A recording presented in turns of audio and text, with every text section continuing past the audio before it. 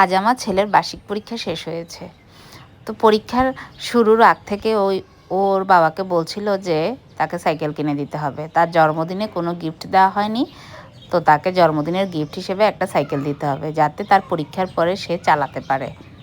December মাস যেহেতু পুরোটাই বন্ধ, তো সে সাইকেল চালাবে, খেলবে, কোনো পড়ালেখা করবে না, সে তার বাবাকে আগে থেকেই বলে রাখছে।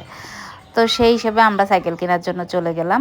সে তো মহা খুশি, তাকে সাইকেল কিনে দিতে হবে।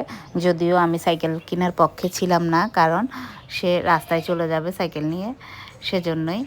কিন্তু ওরা বাপ বেটা মিলেই সাইকেল কেনার জন্য পাগল হয়ে গেছে।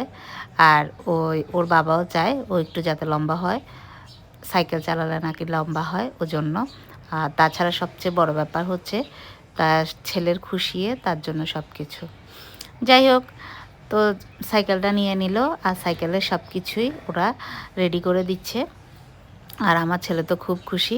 তো সাইকেল নিয়ে বাসার কাছে চলে আসলো, সে চালাচ্ছে। আর ওর বাবা বললো যে সোয়েটারটা খুলে ফেলো, সোয়েটার খুলে ফেলে সাবধানে চালাও, গাড়িটারই সাবধানে দেখবা, সেভাবেই চালাবা।